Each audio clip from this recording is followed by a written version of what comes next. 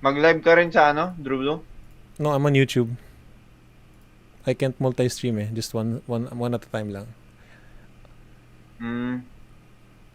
Kahit dito sa ano? Sa Discord? While No, I streaming? will also, yeah, I'll dual stream on Discord and YouTube. Okay.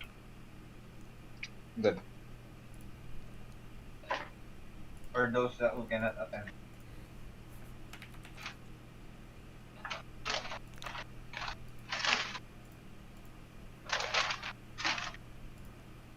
Good thinking, Drew. Good thinking. Yeah. Sige, punta na kayo. I'll just, That's key. Where's this? Oh,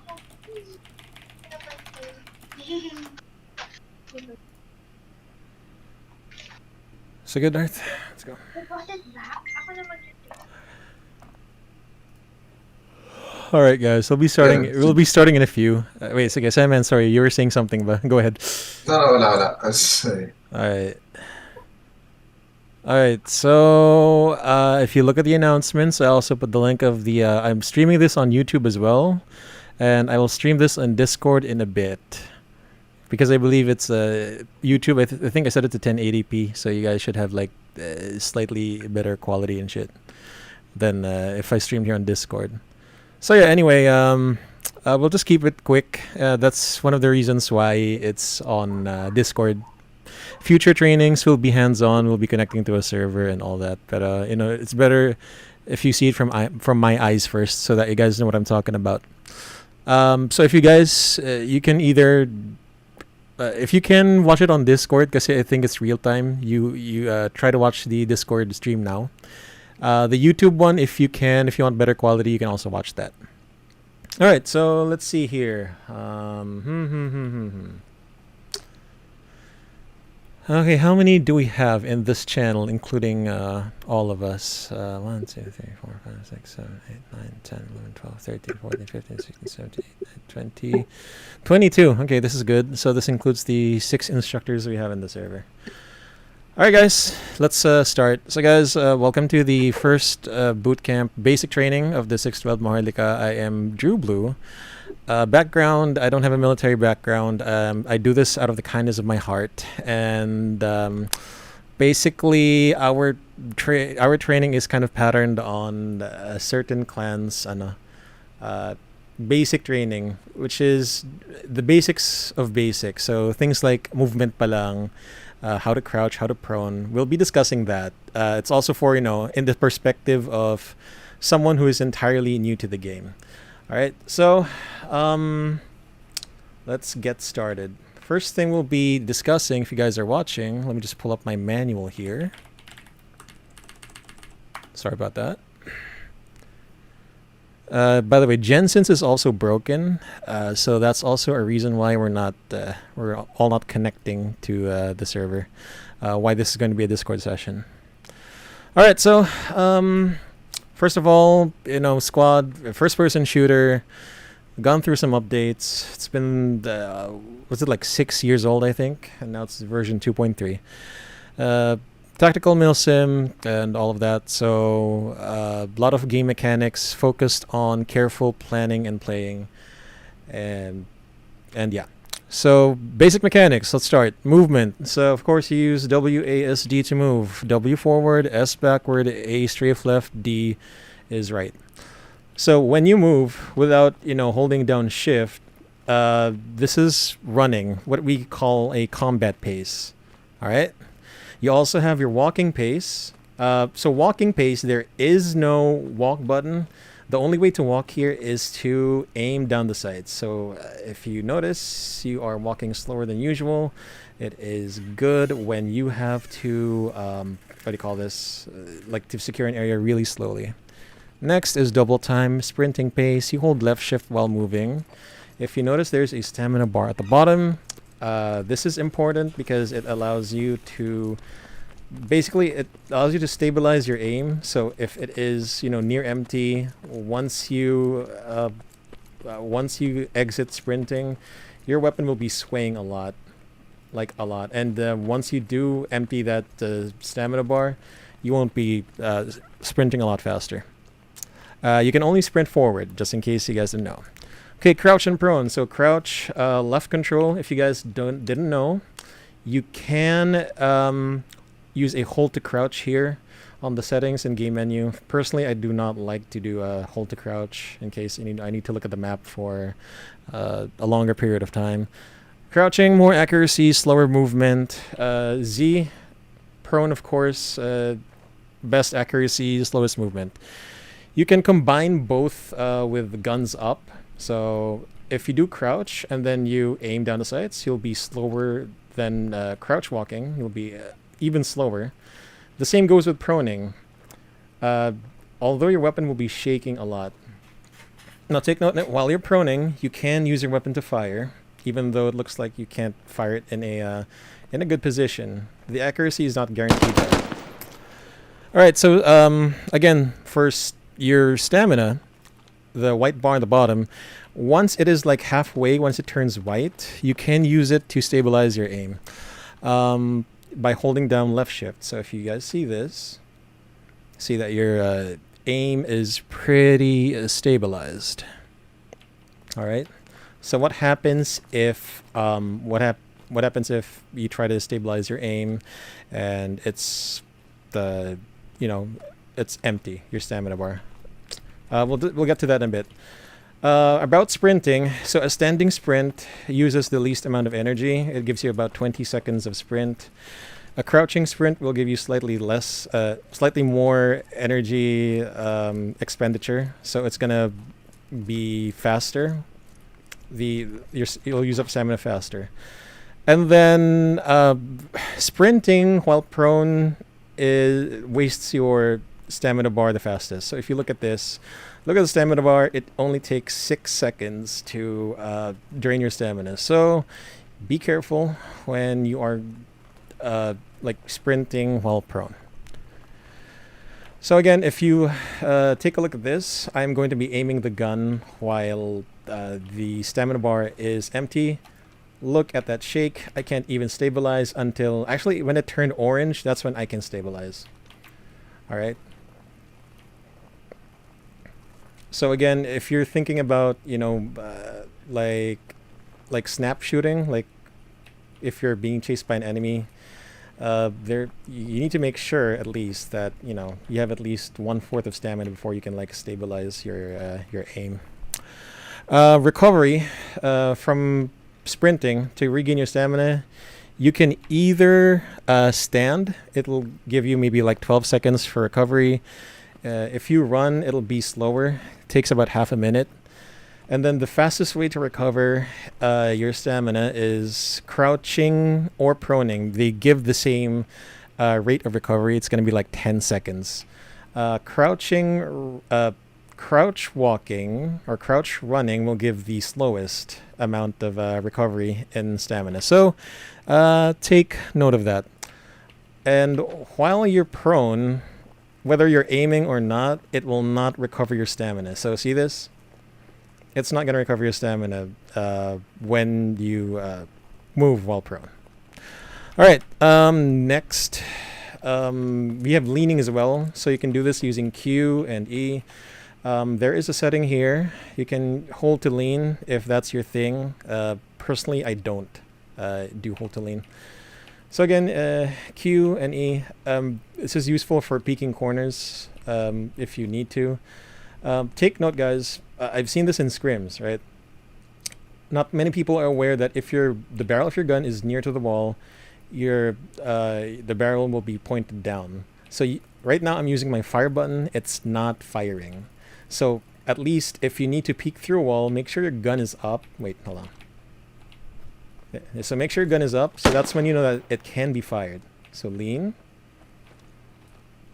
And take a few steps back if you can, because if you do this, and then you lean, you're wasting like a few milliseconds of time trying to get the gun up. If you took a step back, you could have you could have not wasted time by having the gun up already. Also, guys, remember, look at this. So this is a good example of why you shouldn't even stick to the wall. Your barrel is going through the wall, so they can see where you are. So take a few steps back before leaning, or if you're facing a wall, just don't stick it out of the other side. All right. All right. Next, we're gonna do so basic movement, vaulting, wall climbing, and jumping. So this is how you get over low and high obstacles. For high obstacles, you have climbing, which is using the 2 feet. Sorry, the 2 feet. The 2 hands. My gosh. It takes a lot of time. It takes some stamina as well. We also have the lazy vault. Lazy vault is when you use one hand. So look at the animation here, right? You're using one hand on the obstacle to get over the low wall. There's another vault, which is the fastest, and it takes the less time. When I say less time, it takes less time for the weapon to be ready.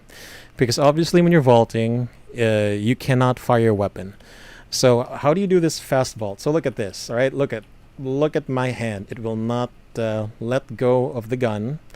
And I'll manage to get over this obstacle pretty quickly. So look at this. Nope, not this one. Hold on. I need to time it right. Or a better obstacle. Hold on. Here, I'll use the car instead.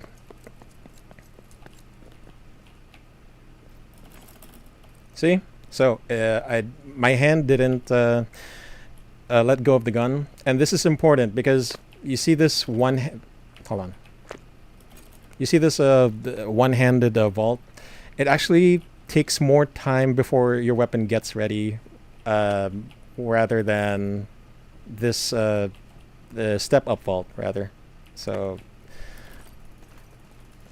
really important for CQB. A millisecond can cost you, life and death. Whether you shoot first or enemy shoots first, and all of that. So about vaulting, you guys noticed how, there will be times when you have to stand on the railings. So this applies to fences as well. Right. What if you didn't want to vault that obstacle? You just want to get on top. So when you do the two-handed climb, the high obstacle, you'll automatically be on top of this this railing, right? Now, on a lower obstacle, how you can get up here is to approach it from an angle. So like this, and you'll be standing without actually going over the obstacle. So this is important this will be important especially when you're like doing parkour and stuff, especially when you have to say rappel down a building. Yes, you heard that right, guys. The thing is, when you jump from a higher to a lower obstacle in squad, like a higher to a lower ledge, it does not cost you any health. All right, that's one thing that we can take advantage of. It's not really an exploit. I've searched in the squad forums and the Discord. I'm going to show you how it's done. So this is also a good way to exit the building from a higher point to a lower point. So here we go. You've got the medic there just in case. So we go here, right? And if we backstep a bit. Now, if you need to grab to a ledge, like going there, you need make sure not to point down, because for some reason it does not work when you point the gun down or if you point the gun up. It should be level when you grab onto a ledge. So let's try and do this then. So, see? No health was lost, and I got down quickly and safely from a tall building. Right? So again, you can also do this on parkour. I did not demonstrate it, but you can jump from a higher to a lower ledge. I think some of you might have experienced that already, and how it works. Basically, if you need to, you can do a running jump. You can sprint, and then you can jump to a ledge, and see where that takes you. You can also use this to climb trees. So Raz here's my squad leader, and he's going to show us that we can take advantage of climbing trees to hide in the see, look at this. See, to hide up here. So Right now he can be seen, but it depends on the angle, right? Also depends on the tree. Oh wait, Raz got a. You okay there, Raz? I am spasming. It wants to become one. All right, all right, all right. Okay, there we go. All right, so how I do it is, so it's this specific tree that you can climb on, one of the 4 branches jutting out. So what I do is, you get on the, where the branches meet. Then I think it's like the second or the third branch. I think the third branch. You vault on it, go back, and then vault on it again. So you are kind of hidden. Oh, there we go. There was a third one. So you are completely hidden from the enemy. I don't know if the Russians can see me. They probably can because they saw me do it. But if this were like, really like if the Russians were far away, they would not see me immediately. So this is good for, setting up ambushes, or if you need to spot, if you need a good sight line to spot enemies from afar, or I know guys, backcapping. If you need to backcap, you can hide in a tree. The enemies will least likely look there, to hunt you down. All right. Okay, next, free looking. So if you guys know free looking, it's holding left alt, left or right, up or down without aiming your weapon. So I want Raz. Can you prone here where I am? All right. So go back for a bit. Go back. Back pedal for a bit. A few meters, like behind the bush. All right. So let's. The importance of free look. It can be a way to not make yourself obvious when you're looking around. Raz, can you look around without using free look? Without using free look. All right. You see that? You see that? You're breakdancing. Your whole body is moving. Your feet, everything. That's also a thing that I saw in scrims. That's how people hiding in bushes got killed. So Raz, again, can you reset your position, face me, and just use free look to look left and right. Now see, there's like minimal movement at an angle. I can't completely see where he's looking at. And, I will not see, movement of his feet, his whole body. So again, try to use free look as much as possible if you can, especially if you're doing something stealthy, like not trying to get spotted when attacking a flag, towards when you're attacking a flag, like from a direction that enemies don't expect. All right, so that covers basic movement. I'll give 20 seconds for questions starting now. If you guys want to unmute yourself, do it now.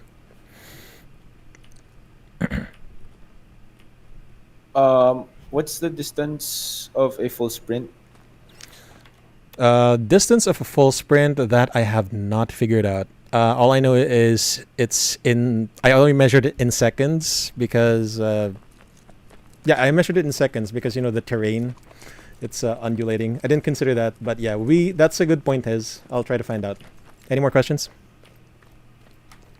Pa-link na YouTube. It's on announcements. Thank you. All right, 5 seconds. All right, so I assume no one has any questions about basic movement. We will go to setting up the maps. So there are 3 By the kinds. way, Yep. bro, What? to Yep. answer Hez's question, it's 120 meters. All right, thanks. 120 meters. That's good. All right. There are 3 kinds of maps in Squad. You have the mini map. If you press M. You have the tactical map when you press caps lock. You have the spawn map when you press enter. They all have their features. We will be discussing them now. So when you press enter, you will see a spawn map. The map here is zoomable and draggable using either N or your mouse wheel. So you drag it by zooming in and then holding down left click and dragging. You have some information on the top of the screen. This is the faction of your flag, tickets remaining, the round timer. We also have player positions. So if you need to report things quickly, you can pull out your map and just report, your position. So F4-1-1. You also have icon legends here. So Before the 2.3 update, the allied vehicles were blue, enemy vehicles were red. So this is a way of determining what kind of icons. Here we go. What kind of assets are on the map? What kind of marks are on the map? If it's green, if it's colored green, it's your squad mate. If it's colored blue, your team, but not from the squad. If it's colored red, it's something that somebody marked. It's not the actual enemy itself. We also have the asset list, which differs from map to map depending on the assets deployed. I think it's kind of bugged. I can't discuss this in detail, but for sure, here are the ticket values for each vehicle. So if you lose the striker, say, you lose 10 tickets. Simple as that. You also have the ticket values here. So ticket gains, we only gain tickets by capturing flags, plus 60. We lose flags, that's minus 10. It's also if we lose a fob, the radio, minus 10. And again, if you lose infantry, minus 1, commander, minus 2. Then the vehicles, it depends on what's written down here on the asset list. Spawn map features. So first, let's configure the map. This is also for your tactical map view. So we can configure this as early as now. So what I recommend when you set up the map, you go top right. What happened? Yeah. Darth, can you get a logi again from main? Sorry. I think it auto-exploded. So settings, I recommend turning on toggle viewing spawns. This shows the spawns here on the map. The fob radii should be on. It shows the blue circle and the white circle for the fobs. We'll discuss that in a bit. Toggle viewing fob supply points. It shows the number of supplies for each fob. And toggle viewing roles as player icons. So what this does is that the players will show up as an icon of their of what they chose. So they can show up as a rifle icon or a medic icon. If you do turn this off, it will show their arrow in the direction they're facing. Personally, I like to turn this on so that I know which guy is a medic, which one is a lat, which one is a hat. And then these also turn on the director lines. So the director lines are the green and the red arrows that you can see here that indicate enemy movement. Raz, can you drop a green director line and a red director line for us, please? Sure. Yep. Stand by. Yep. So while we're waiting for that, grid line opacity. Done. All right. So these are the director lines, the green and the red arrows. So if I turn this off, you won't see it. If I turn this on, you'll see it. So it's best to keep this on. And then these 1, 2, 3. So grid line opacity. This is your preference now. It takes away the grid lines, or you adjust the opacity of the grid lines. Objective line opacity. The opacity of flag to next flag. Map icon scaling as well. So if you want it bigger, if you want it smaller, you know, if you have good eyes or poor eyes, you can just adjust this. Right. What else can you do on the spawn map? It has the squad list, of course. You can collapse and expand them.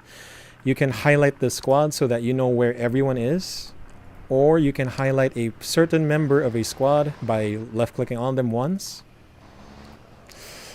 You can also leave the squad if you want to, by right-clicking here or by left-clicking leave squad. So by right-clicking here, you can also have the option to hide or show weapons. You can declutter or get more detailed info as to what weapon your teammates are carrying, as well as squad mates and teammates. So after joining a squad, you may select your kit. Hold on, I was on the wrong map. Sorry. So this is the spawn screen now. So the spawn screen has the role quick selects here, classified by certain categories. You know, you have the specialist kits, you have direct combat kits, fire support kits. You also have the command kits as well. And some of them will be unavailable due to kit restrictions. The reason for the restriction will be shown if you mouse over. So example, this Grenadier. It says that an additional Grenadier is unlocked at team sizes of 5, 15, 25, and 35. We won't be discussing team restrictions on kits. That'll be for a later time. I'm just introducing you to the spawn menu. So spawning can be done in two ways. You could either double click on the main base, or you can double click here, or single click and then confirm spawn here at the bottom. There will be a button here if you're dead. But it's recommended to use the spawn select text screen instead. I think there have been a few reports of bugs where if you click on the icon, it'll spawn you somewhere else. Apparently, OE has not squashed that bug. Let's see here. You'll see a chat box below the list. You guys need to get this habit to set it to team chat. So to change the channel, just press tab. You'll alternate between all chat, team chat, which is the preferred, or squad chat. We also have range lines down here to determine your range to the target. So at the maximum zoom out setting, you'll have 300 and 900 meter yard lines. If you zoom in some more, the 100 meter line has appeared, and you have 300 and 900. They've become longer. If you do maximum zoom, if you zoom, so 33 meters, which is this small square right here, 100 meters, which is one full. Hold on. Yeah, so 100 meters is this square over here. 33 meters is this small white square over here, and 300 meters is one full grid. So about ranging, we'll discuss that in a bit as well. So that's our spawn map. Our tactical map is the second type of map in squad. Caps lock is how you access it. It does not have the kit selection or the spawn selection. It just makes the map easier to see. So tactical info, like who's on the battlefield, what are the squads, what are they running. You can also collapse the bar so that you have a better understanding of the map, and look at the overall situation of the battle. The chat box here is accessible with this square button. Mini map. Press M. We recommend binding this to a mouse button if you can.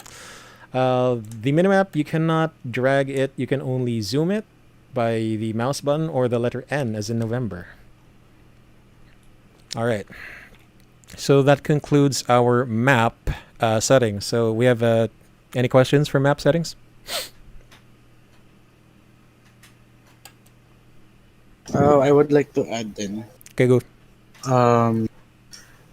If mahirapan ako, if wala kayong other keybind, you can use caps lock instead para mas madali. Yeah. Then you can zoom in and zoom out All right. using the drag button. Yan lang. Good point. Also, Yes. pag sa to add this up din, try nyo na i-study yung grid and opacity para alam nyo yung sinasabi namin kung saan yung 300 meters away from main. Drew, press caps lock ka. Nakikita nyo yung 300 na line. Tapos check nyo yung main base, zoom in mo dun. Kahit anong main base, kahit yung Russian main base na lang. If nakikita nyo yung pinakamahaba na line, yan na mismo yung 300 meters, isasakto nyo dun sa box na yun, sa outline ng kulay black. Yan mismo yung sinasabi na yung 300 meters from main. 300, since yung isang box is 100 meters, 400 meters na yan. Once na lumagpas kang line na yan, yun na yun. Alright. Sige, Drew. Alright. Wala silang questions eh. Yeah, good point. Alright, let's move on. So we'll go to communications and spotting. So you guys probably know how to communicate in Bootcamp. V for local chat, B for squad chat, and just in case it wasn't obvious, the enemies cannot hear you on local chat. because we did have a question. So I'm just trying to get all the bases covered. Local chat, you can talk to any nearby teammate. Cannot be heard by enemies. So you can talk to your teammates and your squad mates. Squad chat, you can talk to any squad member. So in your squad at any range. Now, how do we call for contact? So conveniently we have an enemy logi truck over there. Raz, can you mark the logi truck? Stand by. Roger. All right, so we practice here the 3 Ds of calling out enemy contacts. It's going to be direction, description, and distance. So it seems that we have a logistics truck over there. So this is how you call it out. Contact 148 logi truck 100 meters. How did I know it's 100 meters? Because there is an indication here on the compass on the bottom. I don't know how to get the mouse out, but yes, there's an eye marker at the bottom. You can also add extra info. So you can say logi truck at the end of the football field. And what is the logi truck doing? Do you see anything dismounting? What is the movement? Is it running away? What direction? Is it driving west, or is it retreating? Is it RTBing? But yes, at minimum 3 Ds. Again, direction, description, and distance. If you can add the extra info, that'd be great. Avoid saying enemy on me. All right, because we don't hindi namin kabisado mga bosses nyo eh. If you have to say on me, at least say your name and where you are. So like let's see, may infantry dito sa tabi ko. So I'd say enemy infantry on Drew Blue, Echo 4-3-3. Pero kung may landmark, like say beside the southeast side of this 4-story building, yeah, that's good. If you can, Also, you use landmarks na rin. Yeah, Zona, go. also to add this up, please use your names instead of sabihin nyo, ako, dito, Yes. here, doon. Please, for fuck's sakes, please. Hindi to PUBG para sabihin natin yan. Or Apex Legends. Yeah. Sabihin nyo in a third person view. Like, Drew Blue going to the left, Dart going into the right. Instead of sabihin, pupunta ako dito, pupunta ako dun sa move marker. Like, bruh, paano pag di ka namin kilala? Oo, makikita namin ang Say again. pangalan mo sa lower left. It's gonna take time for Sure, us no to problem. look Stand by. So yeah. It's a third person view. Like Han Solo. I'm on south of Geneva Apartments on the 2-story building. Yan. Like, diretso nyo na. For example, Harute going left on Geneva Apartments.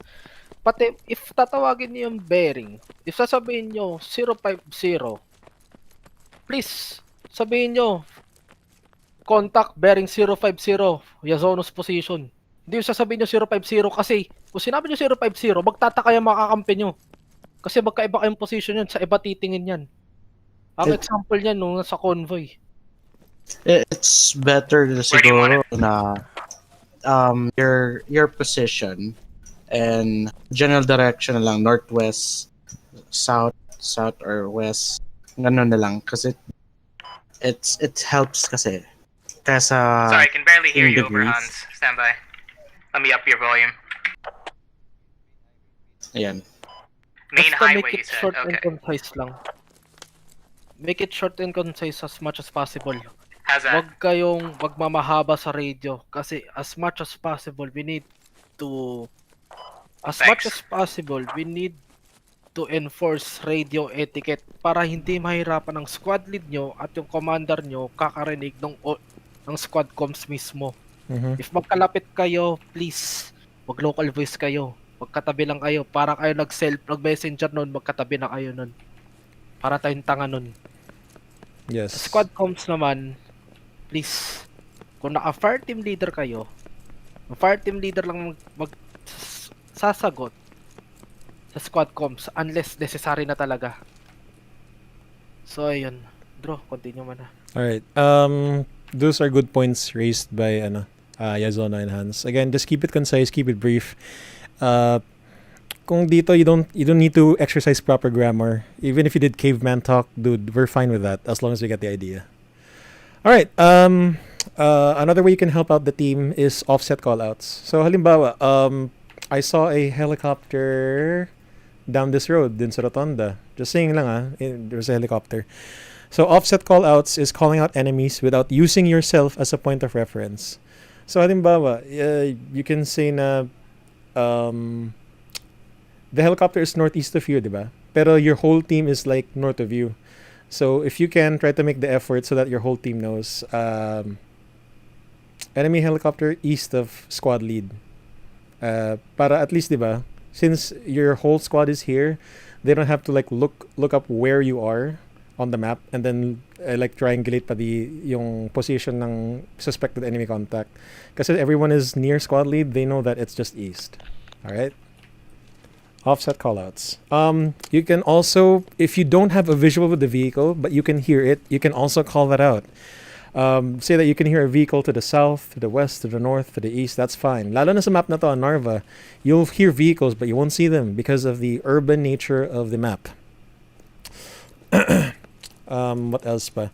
How to determine the distance. So, what I described kanina, you can use the compass at the bottom. So you see that number, I think 85, that's 85 meters. You can also use your binoculars. So I'm going to teach you how to use the stadiometric rangefinder on your binoculars. Wait, excuse me. Well, Can I up? say something? What's up? Regarding sa offset callouts. What's up? Feeling ko, di ba, pag squad, magkaiba yung comms mo din kasi pag squad lead ka at saka squad member ka. Yep. So, pag squad lead ka, pag offset callout siguro, ang gamitin mong unang channel mo is yung command chat. Command chat? Mm-mm. Kasi offset callout yun chopper yun armor yun Then, tsaka mo muna i-relay sa squad mo. Tama ba yun? Or kailangan... No, so this is tama. So that's when you're SL, yeah. Pero as a like squad member, you cannot access command chat, di ba? So yeah. What I'm saying is, as a squad leader, Yeah. may nakita kang offset call out na dapat mong gawin. Hmm. What's the first channel? Ano dapat ang channel na una kang magsasalita? Command or sa squad mo? Okay, so if this is gonna be squad leader, that'll be another topic. But yeah, command chat. Lalo na kung enemy armor yan. If it's like a heavy asset, like a tank or or BMP or helo, yeah, I would report it on command chat. Right. It still depends din sa situation. Yep.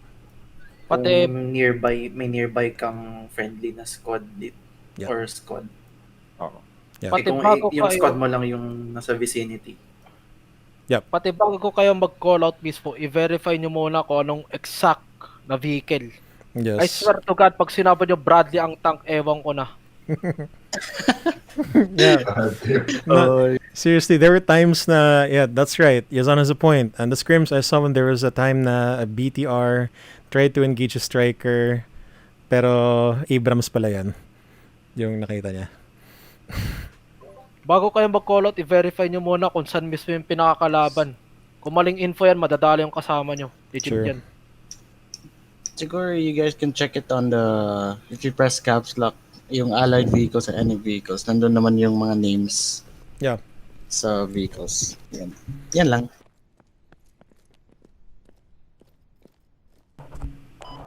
Okay, hold on. All right. So again, the rangefinder, no. If you look at the binoculars, you will see sa lower left yung sloping na yung 2, 4, 6, 8, 10 from right to left. And then you'll see a smaller number here that's like it says 1.7. So this 1.7 indicates a target whose height is 1.7 meters. Conveniently, everyone in squad is 1.7 meters tall. Everyone. So how do you use the rangefinder? I need to go really far for this. Hold on. Russian, stay there. I'm gonna try and spot you from afar. Okay, just to prove a point with the rangefinder. Okay, this is 160. This is gonna be kind of good enough. All right, Russians, can you guys go to your... Okay, Okay, I Alright. think that fixed it. Yeah, this is better. Okay, so the rangefinder, basically the top of the number 2 to the bottom line. You have to like squeeze it in there. You squeeze the target in there, and then you'll find out the range of the target. So look at this. There is a Russian with the binoculars on the left side. See how the top of his head is at the 2, and then his feet are kind of like hitting the bottom there. You can guesstimate that he is 200 meters. Raz, can you mark this? Can you mark this Russian with the binoculars, please, just to verify? Stand by. Give me Bravo marker. I'll give you a marker. All right, mark it. If you guys noticed, the FDL marks do not don't give a range. It's only the SL marks. Yeah, the range is 150, and wait. Yeah, that's true. The range is 150 because part of his feet is like outside the lines. So at least you have just maybe a slight guesstimate of that he's around the 200 meter range. Right. I will teach you about the RPG optics later. It shows, basically the same rangefinder, but with a 2.6 meter tall object, which is typical for a striker or a BTR. And also try to use your map ranging scales. So if you see that he's in the, if you see enemies at the other side of the football field, and you see a football field here, you see the other side, try to use the range scales here. So that's like 150, meters to the target for better, accuracy on spotting. And basically, once you do get the hang of spotting, you'll be calling out targets just by experience, eyeballing, tanchometer ba. So again, this is important, spotting, because FDL or the SL will not mark everything for you all the time. You'll have to call out the contacts yourself sometimes. All right, questions or suggestions, instructors, anything? None. All right. By the way, please, I beg of you, kung magmamarksman kayo, please, for the last fucking time, bring a motherfucking spotter. Kasi the more you shoot without zeroing the target or the distance, please, pinapahirapan niyo sarili niyo. True. And this emphasizes teamwork. Hindi yung magsasolo kayo using a fucking marksman kit. Unless kaya nyo mag-zero mag-isa, okay lang sa akin yun.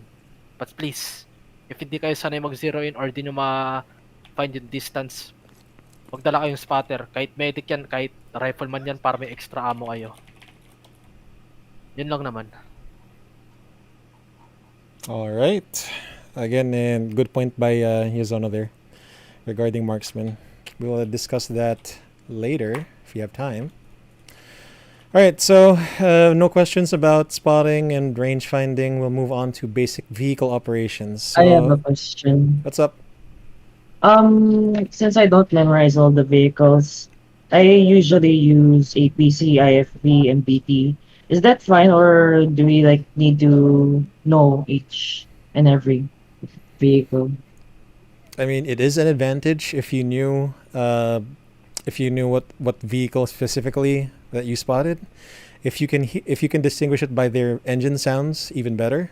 But if you're starting out, sige, just at least know that the difference between a tank, an IFV, and a truck. Yan lang naman. Kasi the biggest difference is knowing what a tank looks like and what IFV looks like. Kasi yan nga, we don't want IFVs being mistaken for tanks and stuff. Usually, malalaman nyo yung mga names ng mga vehicles by their nicknames. For example, the Striker, and the MRAP, the GAZ, Yeah. the Ural. The shitbox. So I'll be posting a picture of yung mga vehicles and their names later on. Ayan. Yeah, Zona? Yeah, ano pa? Okay, open no. And then I have addition na din for the training. Maybe we If can play a sounds of the truck vehicle and also the wheeled vehicle because napapansin ko kasi minsan yung mga iba I hear vehicle on my north and we don't know what it is. So if ma-familiarize ng mga andito kung ano yung tunog ng wheeled and then truck vehicle. Yeah, Kasi that's true.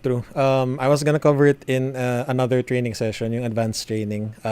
Pero for now, just know that, at least try to know the difference lang between yung ano nga, yung tanks. Maingay mga tanks and beefier sound din compared to yung mga wheeled vehicles. Pero yeah, that's a good, we'll take note of that, don't worry.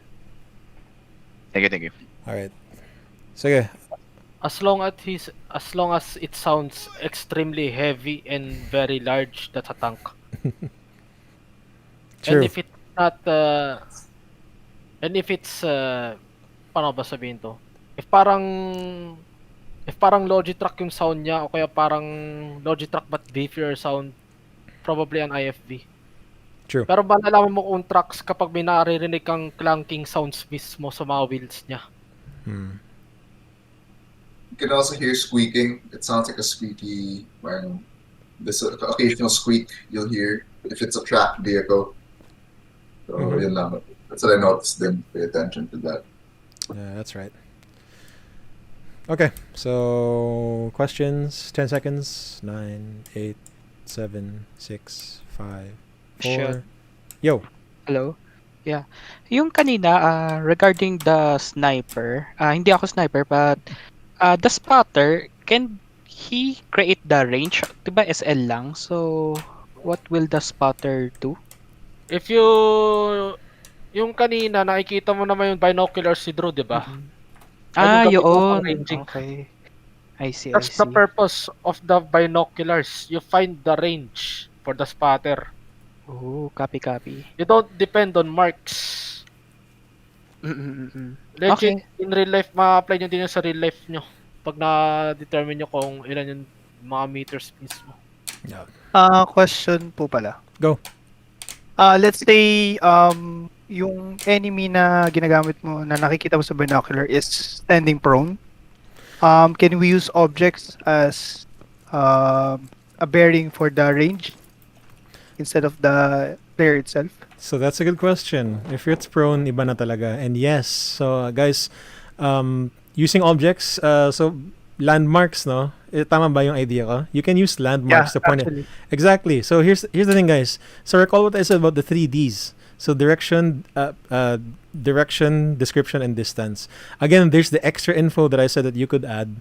If there's a landmark that you can make spotting more convenient, like say there's an enemy infantry squad south of the football field, by this tree, or halimbawa high-rise building, 5th floor, left window.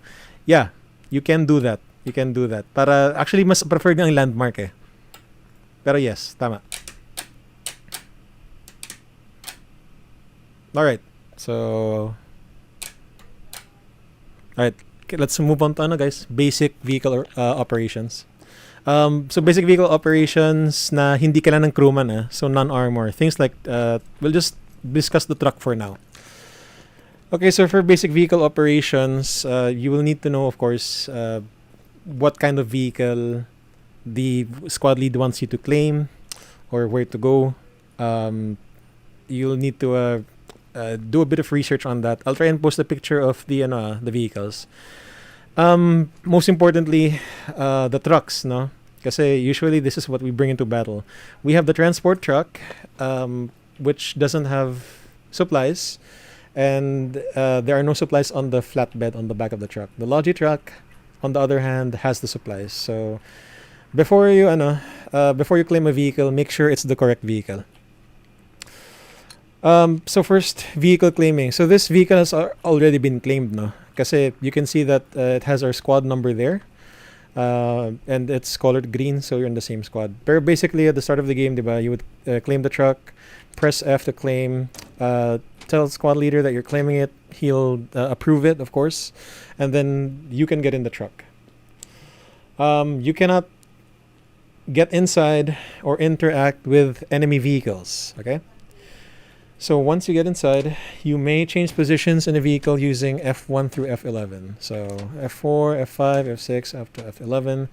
I believe F12 cannot be used kasi screenshot na yan ng Steam. And I think that's as far as it can go. Even though the transport truck has like 14 slots.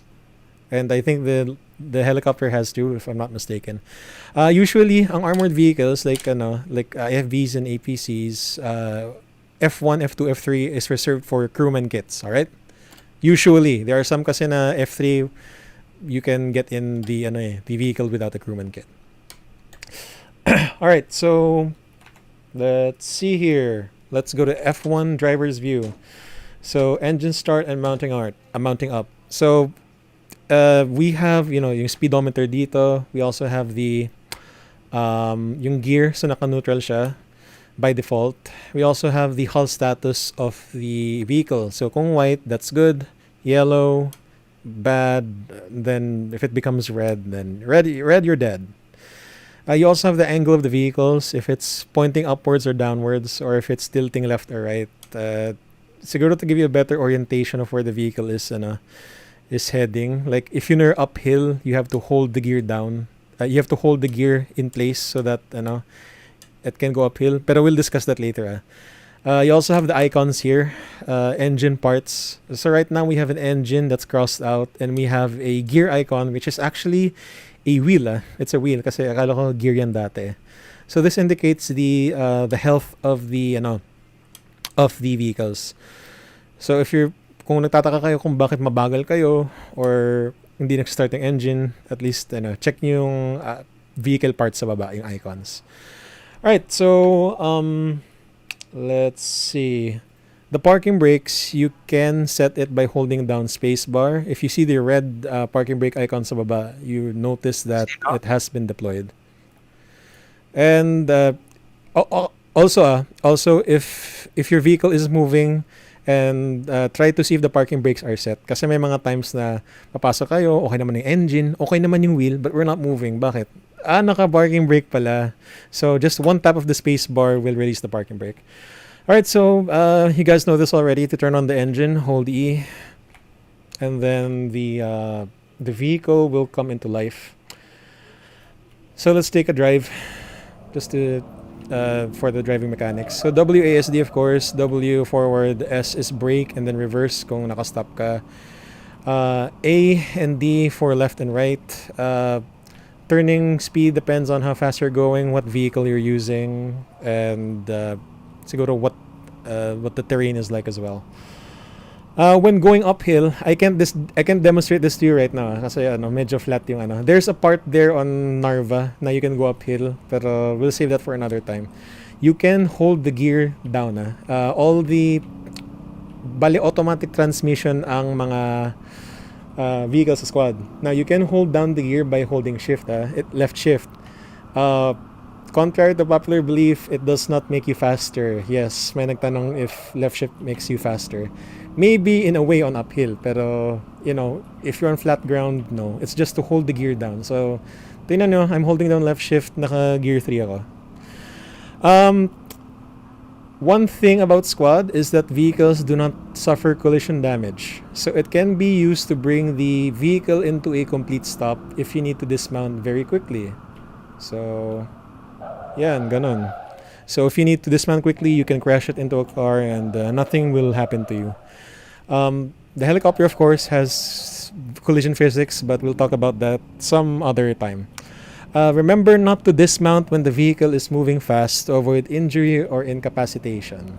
Pero when the vehicle is slow, I think mga 10 kilometers per hour, you can dismount while it's moving. Pero again, don't dismount while it's moving. Do not dismount also on your own accord. You need to listen to your fire team leader or your squad leader when to dismount when arrived at the destination. Okay, next we'll talk about turning off the engine while moving, coasting and dismounting.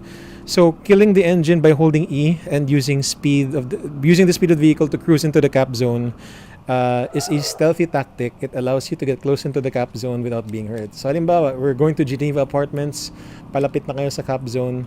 So a distance from Geneva, you turned off the engine. See this? The enemies won't hear your signature, but you're getting closer to the flag, closer and closer. And ayun, kasi nga, you can hear vehicles from afar. But however, remember that yun nga, when you turn off the engine, hindi lang yung speed yung bababa. It's also the steering responsiveness.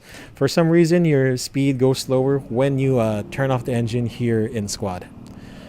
And yun nga, try to take advantage of the collision physics. If you need to stop a vehicle quickly and safely dismount, just crash it into an object. And make sure to time your make sure to time right yung pag-dismount nyo. It takes mga 3 seconds. So ideally you would want to be starting to hold F as you approach your stop point. Kasi every second counts. Kasi kung magdi-dismount kayo after it crashed, baka ma-ambush pa kayo. Also, when you dismount, unless otherwise ordered by squad leader, remember to provide perimeter security in all directions. Okay? So, kung nag-stop kayo, at least mag-spread out kayo, get a sector that no one is watching, provide security for the truck. Usually, when your truck breaks down, diba, you would do that. Pero if the squad leader orders otherwise, his orders take precedence. Like, pag dismount nyo, punta na kayo sa Geneva Apartments, agad. Okay? Then, isang tao will stay with me so that he or she can build the hub. Alright? Next, for vehicle operations, is recovering or unflipping a vehicle. So, alimbawa, our vehicle was flipped, it's stuck and upside down. You can recover it. You can recover it by looking at this icon, holding F, and then itong reset vehicle icon na to resets the vehicle's orientation in a non-recoverable position. So there are 3 ways. One is reset left, reset right, and reset to whatever direction you're pointing towards. So halimbawa, if I click this one, it will reset with a heading of 295. Alright? Pero kung na-flip to, let's say nag-flip siya at north side, and then ginawa mo tong it will flip to the facing left of north. So pa west. So imagine that this sludge is flipped. You click on any button, let's say left arrow, let's reset left. The center icon will then indicate 45 degrees left. So it will reset 45 degrees to the left. And mouse over. You should see the circle outline being filled up, indicating the progress of recovery. You keep holding the F. Now, the more angle that you use, the slower the vehicle will recover. So kung 45 degrees, it'll be 30 seconds. You can recover as far as 45, 90, 135, 180. 180 is the maximum. Now, if you do 180, it will take you 60 seconds or 1 minute. So, if you can, try to just recover using like 45 left, 45 right. Itong reset vehicle, itong reset vehicle current angle also takes 30 seconds. Now, I believe we discussed this before. Sa mga OG instructors, if you do this left side, you reset, no? And then you quickly do this on the right side. You see how the indicator is half filled up? It doesn't make it faster. Kasi nga pong 180 degrees, it's 1 minute eh. So basically, diba 45 degrees was 30 seconds. So this is the same. So it's not really a game like an advantage in glitch sa mga if you guys know what I'm talking about. If you guys remember. All right. Let's see here. One person should only do the unflipping. The recovery process will not become faster if more than one person resets the vehicle. So, halimbawa, na-flip kayo in the middle of nowhere, one guy will unflip, the others will provide perimeter security while it is being unflipped. Alright? And you cannot do this to enemy vehicles kasi you cannot interact with them. Alright, who said something? Also, for the last time, when providing a security around the vehicle, please mag 360 kayo. All angles you cover nyo as much as you can.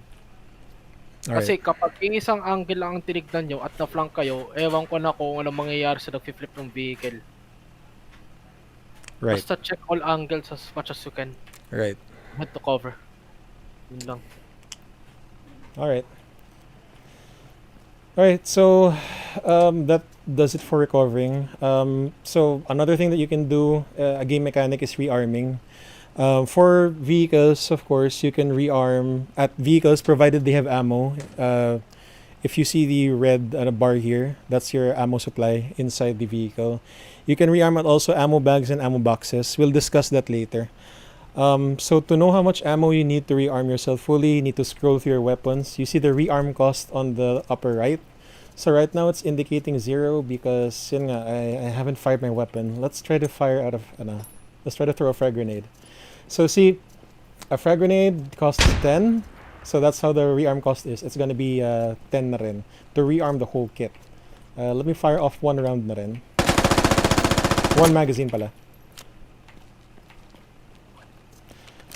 And now it's 12. So one magazine is like two units of ammo. You don't need to memorize this, guys. I'm just saying na it's 12 because each weapon has their own ammo value for rearming. To rearm all your equipment, of course, you approach the ammo source, which is this truck, rearm, and then you can rearm all. This is yung pantamad na way to do it. To rearm some of your equipment, halimbawa, if the medic only needs field dressings but doesn't need smoke grenades, you can just click the you can just click whatever is needed, and then you press rearm. So halimbawa, I need to rearm just my grenades only. I would click this once and then rearm one item. Now, let's say I wanted to rearm both my grenades and my ammo bag. I would do rearm all. So rearm all, total cost 12. Ayan. Rearming at ammo boxes, of course, in vehicles, they cost ammo. If it wasn't obvious enough, so be considerate. Siguro, if you are like a machine gunner and you need ammo, but there is a hat guy next to you who doesn't have ammo, and then merong striker, edi bigyan mo na sa kanyang ammo. All right, you gotta be aware of like the situation. Share that ammo, guys. Like the ammo is for your whole team, not just for you.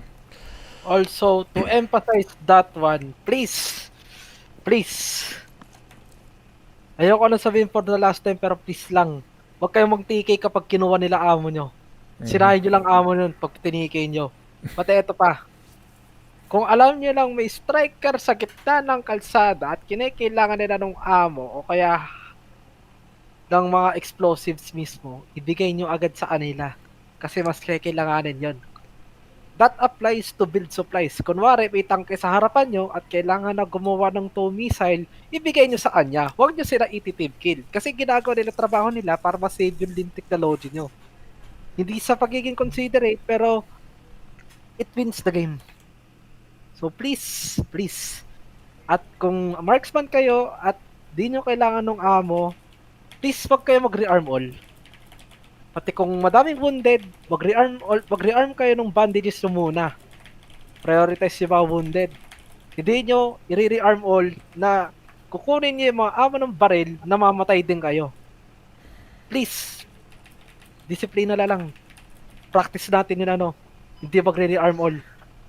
Kasi ang hassle sa mga naglo-logi, i-rearm all yun, das mamamatay lang naman din kayo. Anong punto natin, di ba? Take what you need lang. Prioritize lang kung ano yung kinakailangan ng buong team. Hindi yung i-rearm all nyo para sa mga ammo na hindi nyo naman magagamit o may utilize. Kukuha ka ng grenade pero hindi ka naman nag-grenade. Oh. Anong point? Mas mabuti sana kung yung ammo na yun nasa medic na kailangan na ng bandages. Yun lang naman. Alright. That's also a good point raised by Yaz. Wait lang. Alright. So also, guys, again, let me stress this. You cannot rearm at enemy ammo boxes or vehicles. Alam ko in games like Postscriptum, I don't know if they changed it, you can. Pero in Squad, no. Whatever is yours, whatever is theirs is theirs. In terms of opposing factions. Alright, so Do we have any questions about vehicle operations? Yung basic lang like trucks eh. Kasi yung armor it will be for another time eh. Yung mga basic lang talaga. Specialized.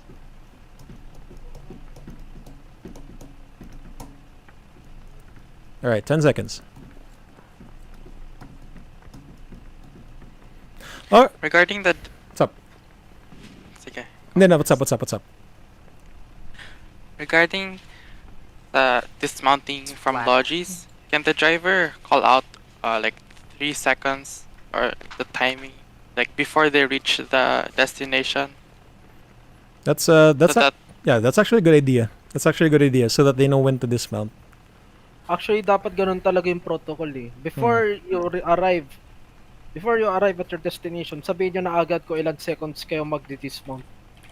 Kung ilan seconds kayo mag-a-arrive dun. Isa na dapat yun sa sa usual na ginagawa.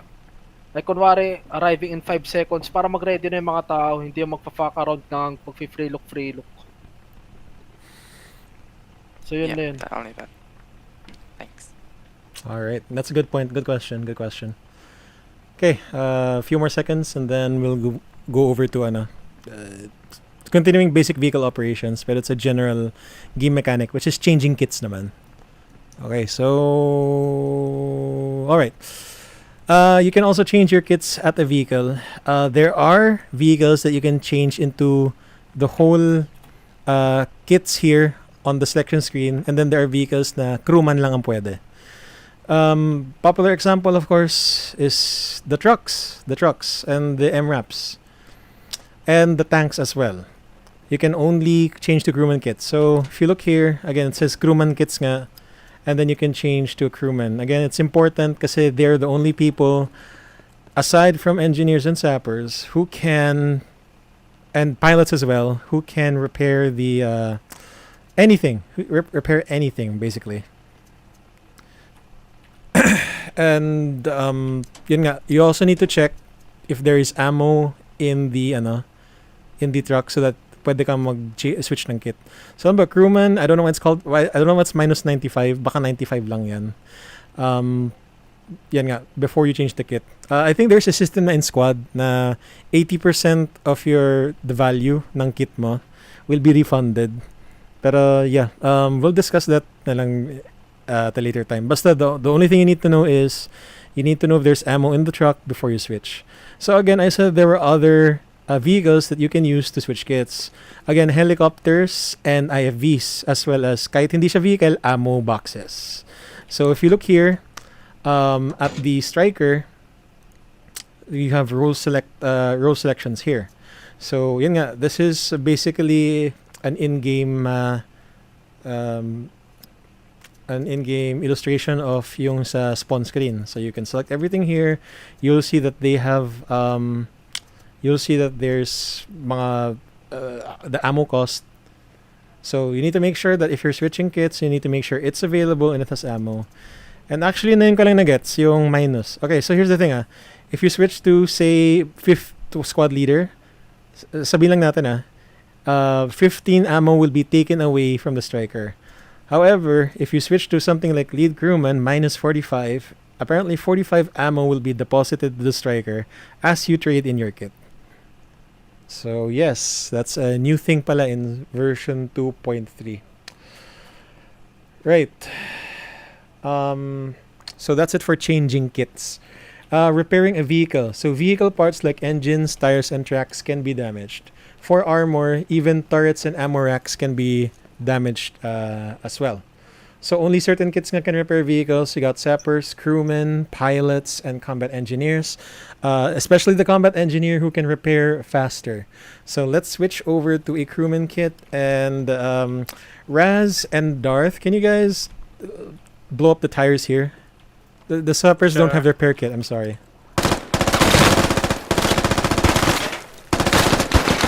Alright, so let's get in the I'll get in the truck. I'll show you guys what it looks like. Yung ano nga. So you see yung yung damaged vehicle parts sa lower right, yung vehicle. So it means like half of the tires are blown. So yun nga, if you try to move it, it's really slow. really slow. So again, check that the vehicle is healthy for enough for you to move quickly and safely. All right, let's do this. Repairing a vehicle. So I'm gonna get a repair kit, a crewman kit from here. Right. So to start the repairs, solo repair muna ako. To start the repairs, it's your number 6 beside the shovel. You hold down the left mouse, and then you will see that the circle is filling up on the wheels, indicating the repair progress. So it has to be at full before all the tires can be replaced. All right, it has to be at full. Kung partial repair lang yan, it's just as useless as it was when it was damaged. Like wala siya talagang repairs. Like wala siya talagang tires to move safely or move at all. Repair parts to 100% when you can. Usually wheels are able to recover fully. Then there are certain parts like armor, like their hull. It can be recovered 100%. They will need to be repaired at a vehicle repair station. Regarding repairs, so wait lang. Darth, can you change to a crewman kit? So in repairs, the more people repairing, the faster the repairs will go. So me and Darth will try to repair this. Let's go. See, it's much faster than if you were repairing solo. Now, if you were an engineer, this wouldn't be a problem. Kasi nga the combat engineer can repair much faster than the average crewman or rifleman. All right, so hold on. Okay, so that covers basic vehicle operations. Before we move to rally points, hab, supplies, and spawns, do we have any questions regarding basic vehicle operations? I'll give you guys like 30 seconds to ask away.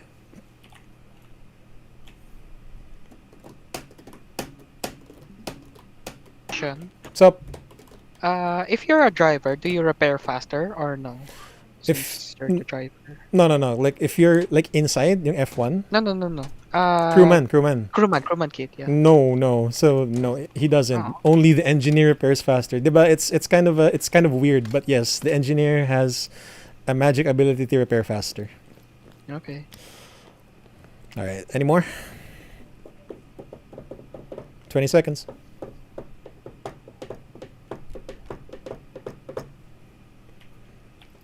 10.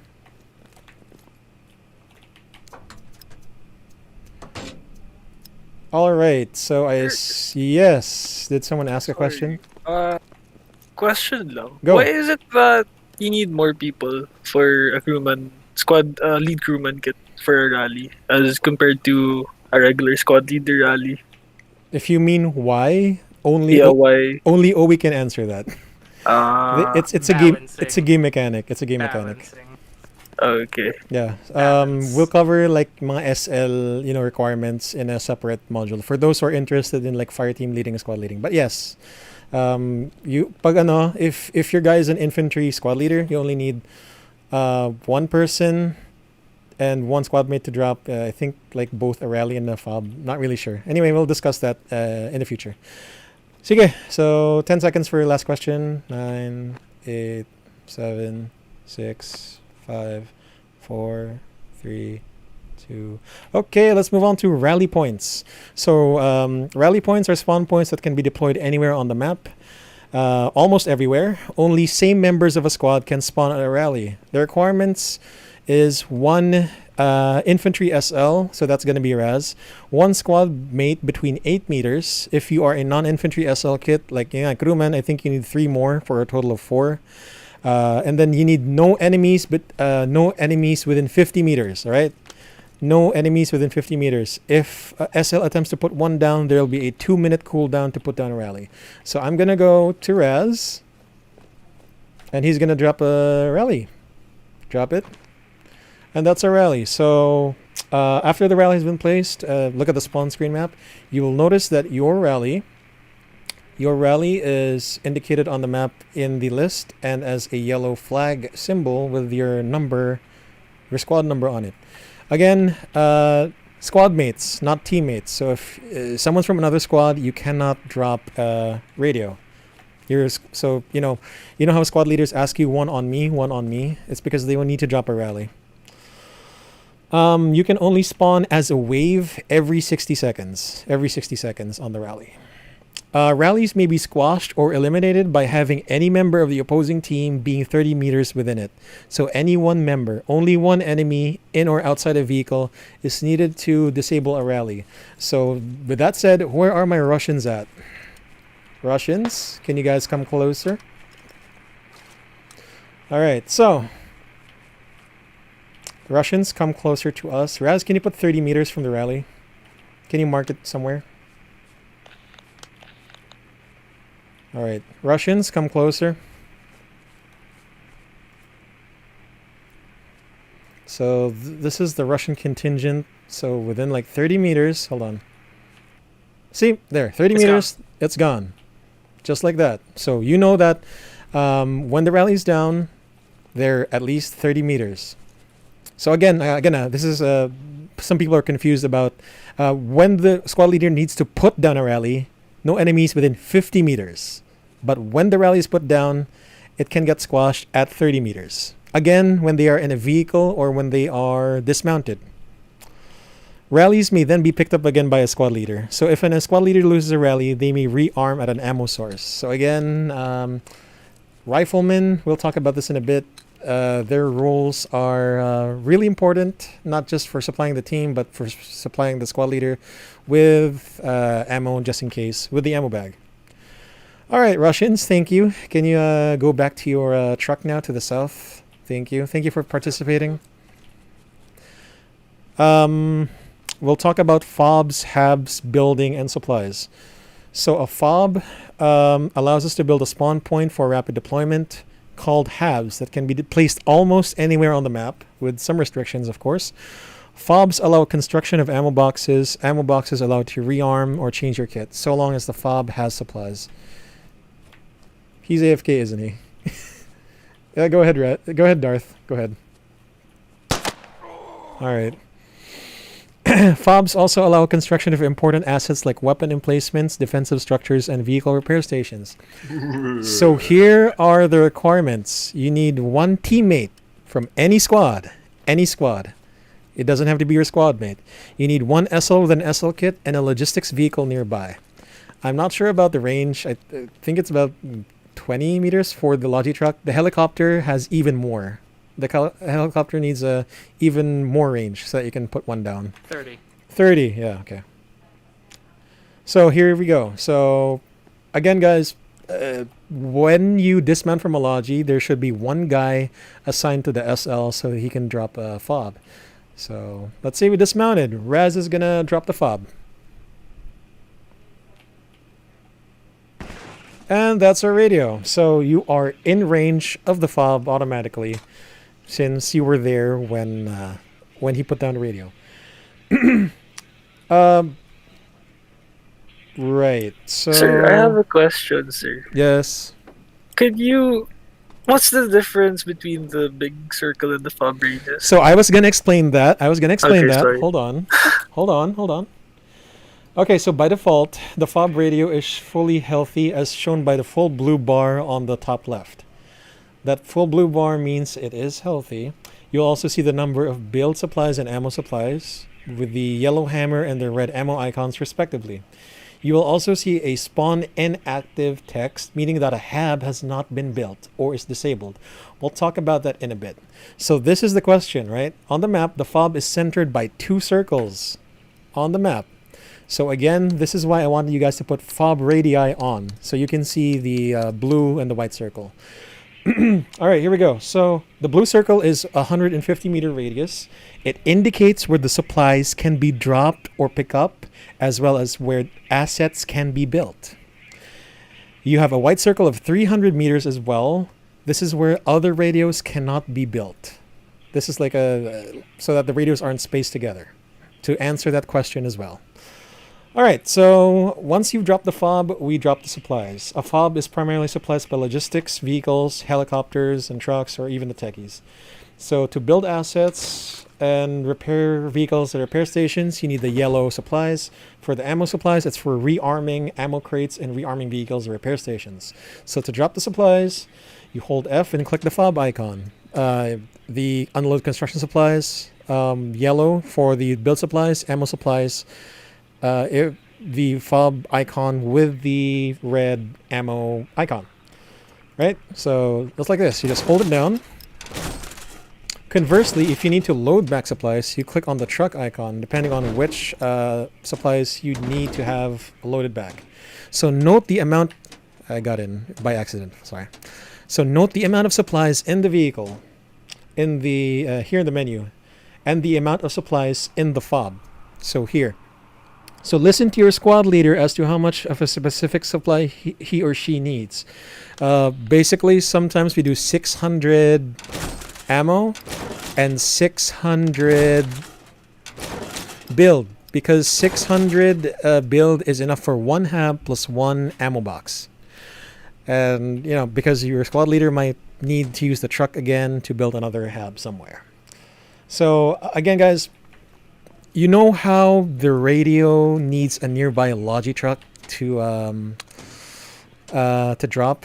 So, once the radio has been dropped, at least someone has to drive the truck away from the radio, because if you see a logi truck, there is a chance that the radio is nearby, assuming your enemies have not relocated the truck. Right? If it makes sense. Less chance of enemies finding the radio. If you are doing logi runs, ask squad leader what he or she needs. Half-half or 50-50. So usually if the bars here are equal, the red and the yellow ones, just equalize that. So usually 50-50 is 1,500 build and 1,500 ammo, as you will see here. So yes, it's up to like your squad lead on what he or she wants with regards to supplies.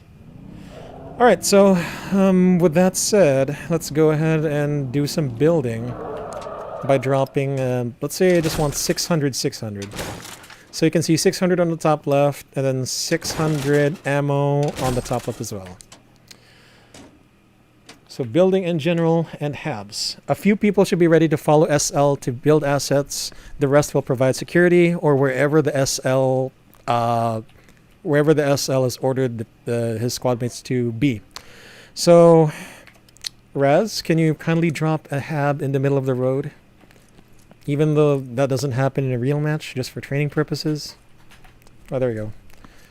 Alright, so your number 6, your entrenching tool is also called a shovel. To start building, you go near the unbuilt hab, hold down the left click. So you can see unbuilt hab is the status and a progress bar as well as to how long it until the hab is fully built. So an object is fully built if the unbuilt status does not show anymore. Now, before there was a let me bust a myth here. You dig faster when you cancel the reload animation. See this? Yeah, see? Now even though your shovel is hitting the HESCO, it is not building faster. I timed it.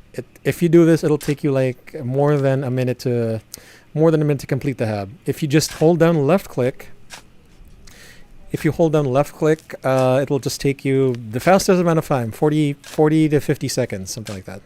How many squads needed to build a hab? That is dependent on your squad leader. If he just needs one guy to build a hab, then just one guy will build a hab, and the rest will be providing security or wherever the squad lead needs people. All right, so Darth, can you help me shovel? Let's assume. All right, see, so it's not unbuilt anymore. It's just hab. Now you know. So look at the top left, spawn activating. It means the spawn is going to be active. When the hab is newly built or newly recovered, it takes 10 seconds for it to activate. Now you see the spawn active. So now look at your map. Your hab is now a spawnable point indicated by a yellow bunker and a yellow bunker and a fob here on the spawn selection list. So again, the more people building the same asset, the faster the build process will be. However, it means less security. So depending on what your squad leader wants, just assume that your squad leader will need security first rather than everyone building. Anyway, it's all up to the squad leader. But again, it makes sense that you guys need to provide security when someone is building an asset. Conversely, right-clicking will dismantle or undig an asset. You can do this on landmines as well, and like deployables like sandbags and C4s, of course, if you need to defuse the bomb. All right. So far, do we have any questions about HABs? We'll talk about HAB disabling next. HAB disabling. Or Yazana, Yazana, were you did you want to add something? Yes. Teka, Drew. I'll try to reach out to him. All right. Right. Yeah, I heard a voice. It could have been Yazona, maybe not. Anyway, we'll talk about HAB disabling mechanics. The HAB can be disabled in a number of ways. First is proxying. Can the Russians come to us here at the northwest end of the football field? So to proxy a HAB, which is disabling a HAB by proximity, you need 2 enemies within 30 meters of the HAB. So let's wait for our Russians to come closer if you guys are here. Yep. I see one Russian. Where's your buddy?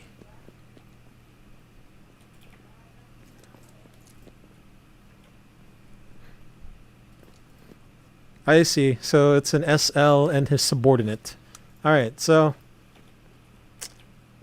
Raz, can you get a 30 meter? No, can you get a 30 meter mark? Alright, let's see. A bit closer.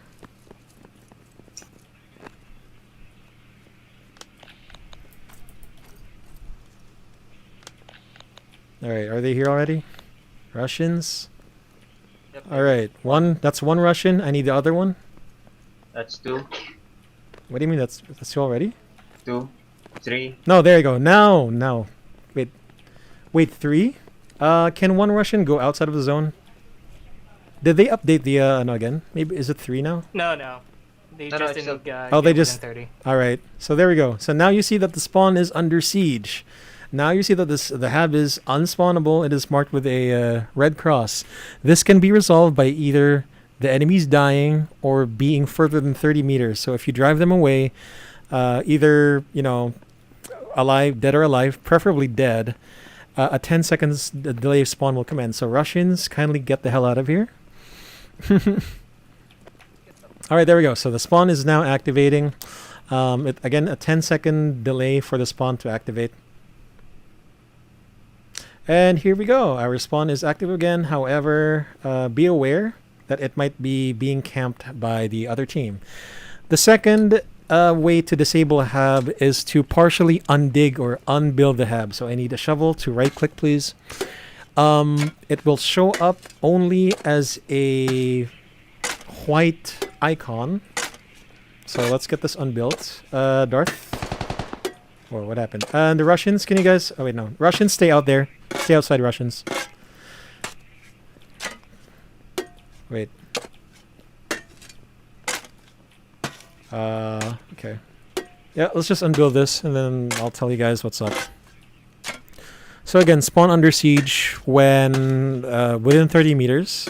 And then...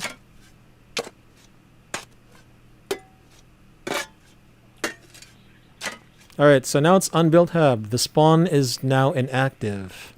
So now you see that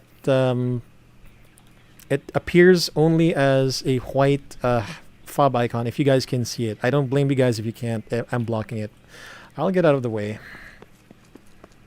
And the striker is also blocking it. So yeah, okay, there we go. So it's partially, unbuilt. That's usually what we do after we siege the hub, after we proxy the hub. Simply build it up again, but watch out for camping enemies. Alright, stop. Sige, stop build, Darth. Hanggang dito lang. So the third way to eliminate their spawn is to destroy their radio. It is disabled once the health bar reaches yellow. Let's go, right click.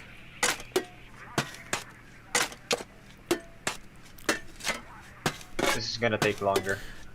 It is gonna take longer, yes. Okay, so stop. So the spawn is inactive. You can see that the fob is healthy. However, the radio is like 3/4 down. So this is a telltale sign that wherever the enemy hab is, it's disabled because the radio is damaged. Again, to resolve the situation, just build the radio again, but watch out for camping enemies. Once the radio has been destroyed, it will bleed out for 1 minute before disappearing. You can save the radio by shoveling it back. Russians, can we get you guys to dig down our radio here? It is going to be a while. All right, how are we doing? 22 minutes. All right, we're good, we're good. Russians, you guys there? Down the way. All right, there we go. We're coming, Tavarish. All right. I need you guys to dig down our radio. It's an open invitation. Actually, let's help the Russians dig down the radio. Darth, come on. No, don't take it down kasi mag-despawn. Okay.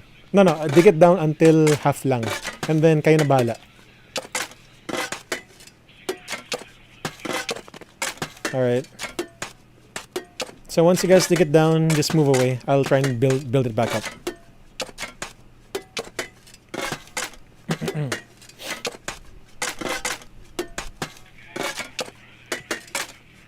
Alright, so here we go. Now you see that the radio is bleeding out. There is an icon at the top left with a circle. It takes 1 minute for the radio to bleed out. Any undigs or any explosives here will not make it disappear faster. Alright, so to resolve the situation, again, you save the radio by shoveling it back. You can turn this around. Alright, so you can see the progress bar. Yep, now you save the radio. Good job. You're a hero. Alright, so if the radio is destroyed by the enemy, it will cost you, again, it will cost you 10 wait. Sir, question. 10 tickets. Hold on. And then if the radio is destroyed by friendlies, because you need to build a better fob, you will not lose any tickets. So again, speaking of building objects, again, you can dismantle objects like I discussed a bit earlier. Fobs and assets can also be destroyed by using explosives or even armor rounds. I believe the best round for everything is high explosive rounds. Alright, so that concludes fobs, habs, building, and supplies. Someone had a question. Go ahead, please. Yes, sir. So for example, they were digging out the hab, and then you were able to dig it back up. Yep. What if within the span of a minute, they were able to dig it back down again? Does the bleed out timer reset, or does it continue where it left off? Hold on, I'm trying to understand, but I do think I know what you're talking about. So if they manage to dig it down again after you built it up, does the bleed out timer reset? No, it Or- does. It does. It does, So it's okay. another minute. So, if you need to annoy the enemies taking down your fob, just try to build it back up again, and they'll be annoyed as heck. Alright, so any more questions regarding fobs, habs, building, and supplies? I'll give you guys 30 seconds. Go. Grenades do damage on radios. Slightly. Actually, there's one tactic that Cannonator taught me was that when you see an enemy fob, dig it down to only the stilts. It's a risky move, but until that fob kasi is fully down, they can't build a new one in that radio. So it's like a risk you take. Okay, if you have good security in the area, that means you can kind of leave it, but they have a chance to dig it up again, and that's another active spawn. So yun lang. It's like you know where the enemy hub is. Parang yun yung intel niya. Yeah. So you can actually keep tabs on it, but it's not always reliable because you'll forget about it and somebody might dig it up. So that's what happened in one of the scrims we had in, I think it was Mutaha. We left a radio, a hab just on its stilts, and they just kept digging it back up, and you're like, oh shit. So yun lang. Yeah. Alright. Yeah, that's true. Also, if you damage the radio even by 10% yata, disabled or 20? 20, like maging yellow siya. Yeah. Yeah. 1 HE round or tandem round can do it. Right. Alright, so any more questions? We're about to finish the first part and then we'll have a map change. Have a 10-minute break maybe? So any questions?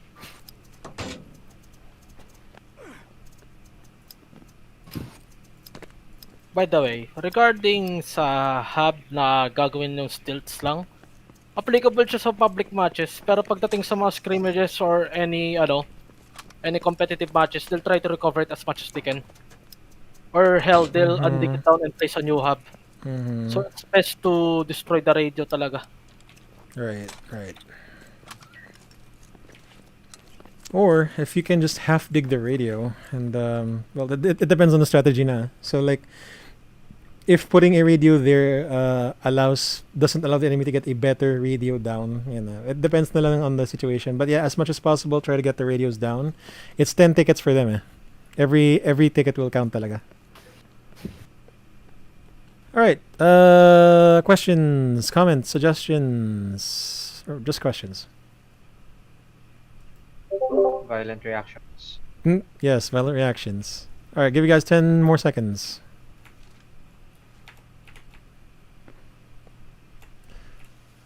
Okay, so that sounds pretty good. So that concludes gameplay mechanics. We have a bit more settings to tackle. Konti na lang, maybe siguro less than 5 minutes will be okay na. FOV setting FOV setting. So depending on how good your eyes are, or how bad, or rather how wide or how small your monitor is, your FOV setting will have kind of an effect in game. So if you're looking through a scope, lower field of view will make the scope larger with the details pa on the mas clear siya. Conversely, if you put your field of view to a higher setting, yeah, I can't see shit. So ako for me, since my monitor isn't that big and I have bad eyes, I keep it low, like 93. Yan lang, I'm just saying na hindi lang binoculars pero things like the scope on the rifleman. Let me just switch out here for a bit. Anyway, let's see. No, not marksman. All right, here we go. So here is the ACOG. If you do this on 120, it's pretty small. If you do this on 90, it's pretty big. You can see the details. Again, this is going to be your preference. So it depends on your eyesight, depends on your monitor. Okay, so last, before we take a break and go to the second, which is like kit familiarization and weapon drills, the respawn console command. The respawn console command is important because it allows you to, if you glitch into a map, like if you go inside a building or fall under the map, or if you, for some reason, you're ragdolling, you can't get revived at all, hit the tilde key, the console key. So if you see on the lower left, there is a console, there's a console like text bar or something. Just type respawn, and then you press enter, and then you'll be respawning agad sa wherever sa next spawn point mo. Take note, however, when you respawn, you will incur a penalty, even though you got glitched. So unfortunately, it happens to the best of us, and then unfortunately, some people fall through the map for the next 5 minutes, not knowing how to resolve this. So I feel like I really have to discuss the respawn mechanic. Again, the respawn also, it also takes away your ticket count. So your team loses 1 ticket when doing this. So yun lang. More on for